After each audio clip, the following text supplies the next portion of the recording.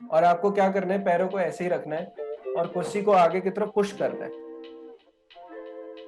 Next activity that we are gonna do is more of a challenge. इस कुर्सी पे हम बैठे हैं और अपने पैरों को ऊपर कर लो थोड़ा सा, और आपको क्या करना है, पैरों को ऐसे ही रखना है और कुर्सी को आगे की तरफ पुश करना है। मतलब अगर मैं पैरों को नीचे रखता हूं तो मैं कुर्सी को आगे कर सकता हूं, लेकिन आपको पैर वगैरह या कुछ भी कहीं हाथ पैर बाहर लगाए, अपनी बॉडी को सिर्फ चेयर के कांटेक्ट में रखना है और आपने चेयर को आगे लेके जाना है। स्लाइड होनी चाहिए वो चेयर, टेबल वेबल नहीं पकड़ना।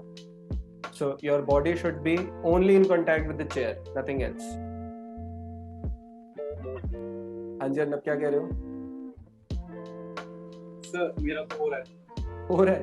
कैमरा को अपनी तरफ पॉइंट कर अच्छे से और अपनी बॉडी शो कर, तू कैसे कर रहा है? हाँ, अरे ये क्या कर रहा है?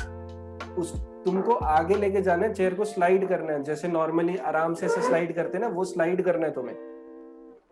आपको चेयर को टॉपल नहीं करना। अर्नब तुम्हारी चेयर टॉपल हो रही है, ये होता है ना, ये नहीं चाहिए, टॉप थोड़ी चाहिए, ट्रांसलेशन चाहिए। रुद्रांश चौकड़ी मारने के बाद नहीं हुआ ना, टॉपलिंग हो रही होगी पहले।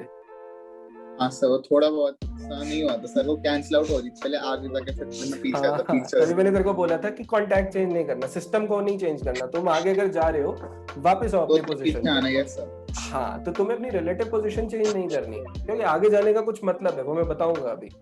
हमने न्यूटन का सेकंड लॉ पढ़ा है, ठीक है, that the rate of change of linear momentum is directly proportional to the applied force in the direction of force. तो अगर किसी बॉडी पे फोर्स लगाया गया है तो उस बॉडी में एक्सेलरेशन प्रोड्यूस होगा। अब बेचारे आद्या, निरुद्ध, ये सब लोग क्या कर रहे हैं, ये फोर्स लगा रहे हैं चेयर के ऊपर, लेकिन चेयर मूव नहीं कर रही है। रुद्रांश भी पहले थोड़ा सा रोटेशन का फायदा उठा के कह रहा था, लेकिन अल्टीमेटली जब ट्रांसलेशन की बारी हुई तो चेयर मूव ही नहीं करी। सेम चीज अर्नब के साथ हुई थी, चेयर टॉपल करे तो मूव कर जाएगा, वो फ्रिक्शन का फायदा उठाने वाली बात हो गई ना, बट वो नहीं करना, हमें टॉपलिंग नहीं चाहिए, सिंपल आगे जाना है। नहीं हुआ, क्यों नहीं हुआ? We applied a force and yet there was no acceleration. Why? Sir कोई एक्सटर्नल फोर्स नहीं लगा।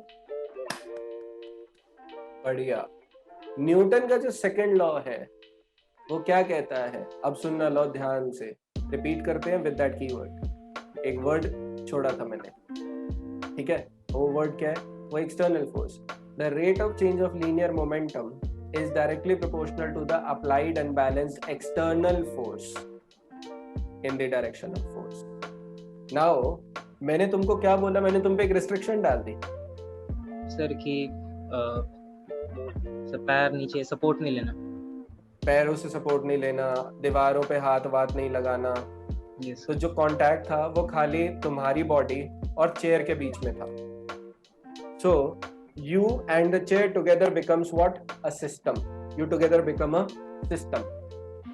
तो मतलब अगर तुम चेयर पे कोई फोर्स लगा रहे हो तो अनिरुद्ध, वो फोर्स एक्सटर्नल फोर्स हुई चेयर पे या इंटरनल फोर्स हुई सिस्टम की? Internal force. Internal forces can not produce any kind of acceleration, क्योंकि वो कैंसिल आउट हो जाते हैं। तो जो फोर्स तुम लगा रहे हो उतना ही फोर्स चेयर ने तुम्हारे ऊपर ऑपोजिट डायरेक्शन में लगा दिया। तो इंटरनल फोर्सेस जब नलिफिकेशन हो गया, will you and the chair as a system move forward?